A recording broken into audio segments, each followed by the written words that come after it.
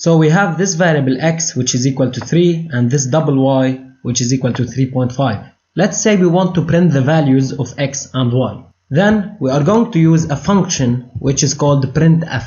So what's a function? It is a group of code.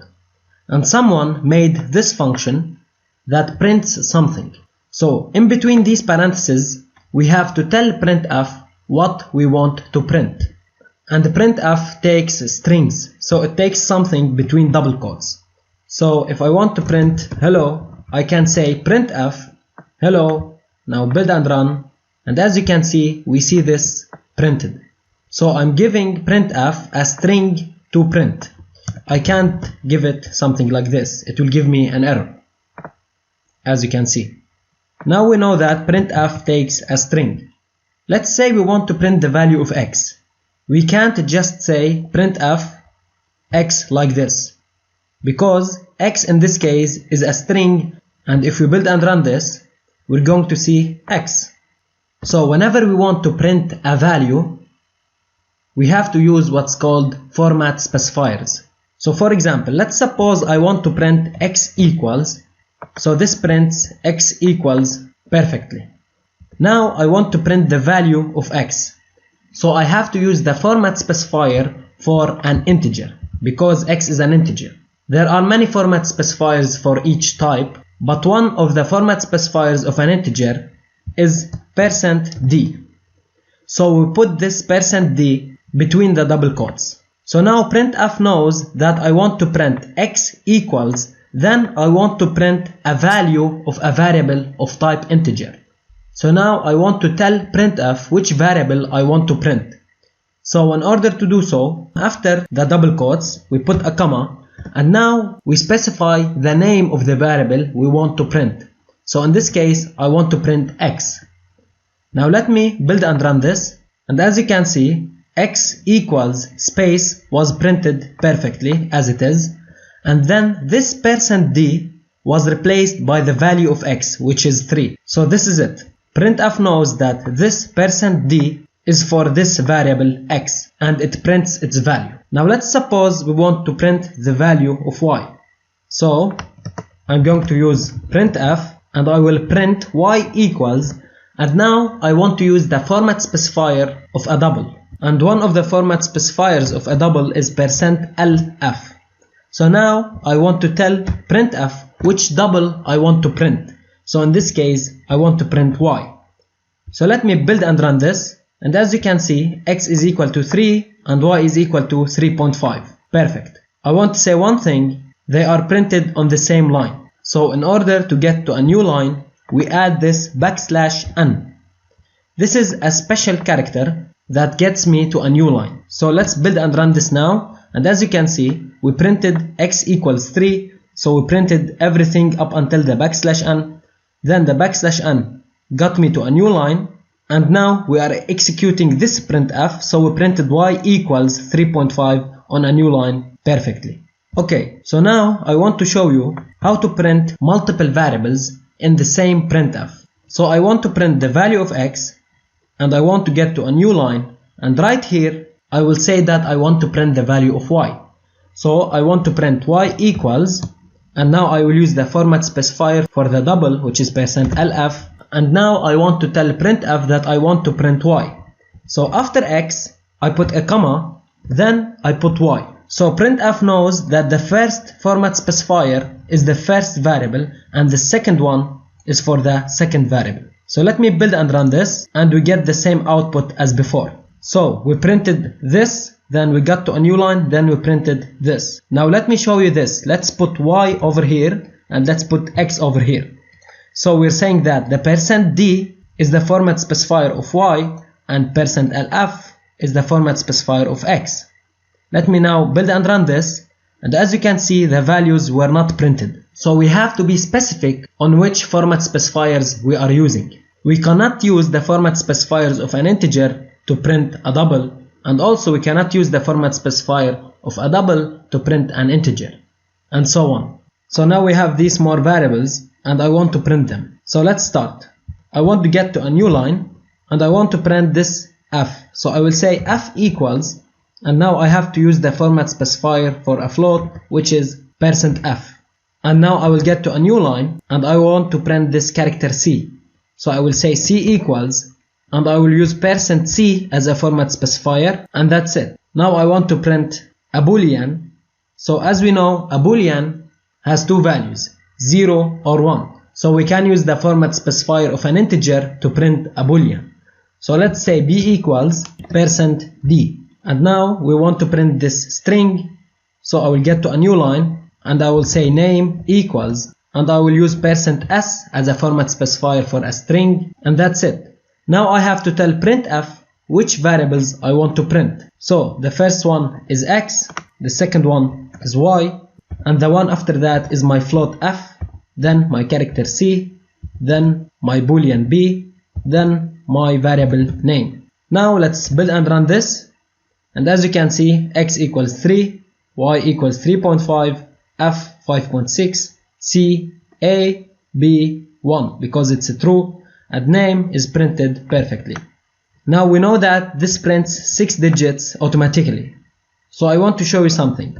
Let's say that y is equal to 3.589, and I want to print y rounded up until 2 decimal points. So over here I will type 0.2. Now let's build and run this. I press F9 in order to build and run without pressing on this button over here. So as you can see, y equals 3.59. So this number was rounded and we get 3.59. If I want to round up until 1 decimal point, so I use 0.1, so build and run, and we get 3.6 as you can see. Okay, so one more example. Let's say printf, your name is, I want to print the string, so I say name, build and run, and it is over here, hello, your name is Ali Badran. And if I want to get to a new line, I put \n over here, build and run, and here we go. So this is it for printf. I will remove this example over here, and now let's talk about scanf. Let's say we want to take input from the user. So for example, let's make a double age and initialize it to 0, and now we want to ask the user for his age, so printf enter your age, and now we want to take this information from the user. So we have to use the function scanf. This function also takes a string in double quotes, but for example we can't write enter your age. This gives us an error. We have to use printf in order to make an output, and scanf is only used to take input. So over here I have to tell scanf what I want to read or take input. So I want to take a double, so I use the format specifier of a double, which is %lf. And now I have to specify in which variable I want to store this information, so I want to store it inside age.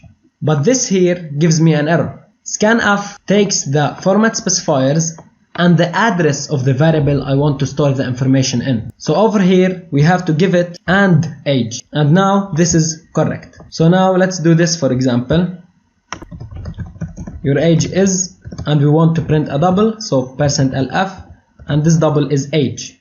So let's build and run this. So enter your age, let's say 20.5, and now we press enter, and as you can see your age is 20.5. So now we're starting to take input from the user and printing it. So this is very good. So now I want to show you something.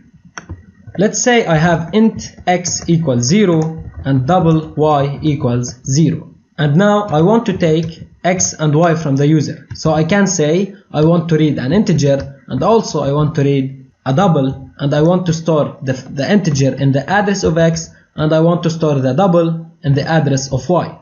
And after this I want to print x equals %d and y equals %lf, and I want to print x and y. Perfect. Let's build and run this. So now it's waiting for me to enter x and y. We can do this in two ways. We can enter x, for example 4, and press enter, and now y, for example 4.5, and press enter. As you can see, x is equal to 4 and y is equal to 4.5. Perfect. The other way is to enter them on the same line separated by a space. So for example 3 and 8.9. So press enter, and as you can see x equals 3, y equal 8.9. So now I want to show you something interesting. And a very important note, and it's obvious, since we are reading %d first, we have to enter an integer first, and then we enter the double. The order is important. So let's say we try to enter 4.5 inside x. You might think that 4.5 will be casted to 4, and then this 4 will be put inside x. Let's press enter and see what will happen. As you can see, x is equal to 4 and y is equal to 0.5. So why is that? Let's imagine that we will move along this number and we will store what we can inside x. So first of all, we are at 4. So 4 is an integer, so we can store 4 inside x and we store it. Now we reach this point. So point cannot be stored inside x because x is an integer. So this 0.5 remains with us. Now we are going to read a double. So we have this 0.5, so we don't ask the user to give us input. So this 0.5 is actually 0.5. So as you can see, 0.5 was stored inside y and the program did not wait for us to enter y. So let me build and run this again. And for example, let me type 4.5 and 2.3. Let's press enter. And as you can see, 4 is inside x and 0.5 is inside y and 2.3 was ignored. And the program doesn't wait for me to enter y. So this is a good thing to know. So I want to show you another thing. I'm reading x and y in separate scanfs. Let me build and run this. And let's enter 4.5 and we still have the same problem. So as I said before, the 0.5 was still with us. So now I'm going to get rid of this 0.5. So I'm going to use a function called fflush and I'm going to give it standard input. So the 0.5 was still in the standard input. So I'm flushing this standard input. So I'm getting rid of the 0.5. So let me build and run this. And now let me type 4.5 and press enter. And as you can see, the program is still waiting for me to enter y. Because there is nothing with us, we got rid of the 0.5. So now I can enter 2.3 and press enter, and as you can see, x is equal to 4 and y is equal to 2.3 perfectly. What happened? 4 is stored inside x and 0.5 was still with us.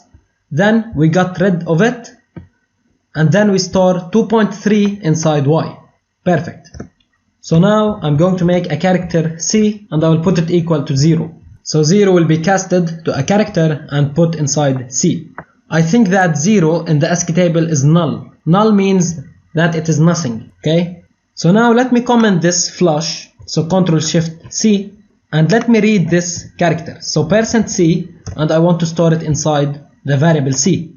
Now over here I'm going to print C. So %C and over here C. And Y will stay the same. So let's build and run this. I'm asked to enter a character, so let's say A, and now I press enter, and now let's enter 4.5 and press enter, and as you can see, everything went correct. Let me put the cursor on this line, press Alt, and press the up arrow, so I'm going to move this line of code. So now I'm reading Y, then I'm reading this character. Let me build and run this. So 4.5, press enter, and as you can see, it didn't wait for me to enter C. And over here we printed C, and as you can see we got to a new line. So what happened? When we typed 4.5 we pressed enter. So this enter was inside stdin. So just as before, because we have it, the program didn't wait for us in order to fill C, and it stored this new line inside C. And you can see it over here, we got to a new line. So in order to fix this, all you have to do is to flush stdin after we read y. So now let's build and run this, and now let me enter 4.5, and as you can see it waits for me to enter C. So let's say A, press enter, and here you go, C is equal to A and Y is equal to 4.5. So there is one other way in order to fix this problem. Let me comment this line of code, and before this %C just add a space. Now if we build and run the program, let's enter 4.5 and A, and everything works correctly. Just a note before we move on. Suppose we are reading two variables in this scanf, and one of these variables is a character. So there must be a space over here. Just like in this case, we put a space to fix the problem. Here is the same thing. But suppose that we are reading an integer, this space can be removed and we have no problem. But in the case of %c, we must put this space. Okay. So one more thing, for those who are interested on how to make a string and read it, continue watching this video. So I'm going to make a variable called name, and it is a group of characters, and I'm going to say that it has maximum 50 characters. Now when I want to read it, I'm going to use %s, and now I'm going to say where I want to store this string. Okay, so what you're thinking of is that we put the address of name, but actually this is not correct, and you don't have to understand this right now. Just take the idea. This name is the address. This is not a normal variable. This is different from c and y and x. So put this in your mind. This name is the address. So in order to fill this string, we have to give the address, which is in this case name.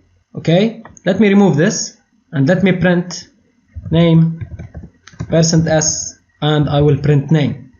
So let me build and run this, and let's say this is my string CSA. Now I press enter, and as you can see, CSA was stored in name perfectly. One more example, if you try to enter more than one word, so it is separated by a space, so let's press enter, you will see that you get only the first word.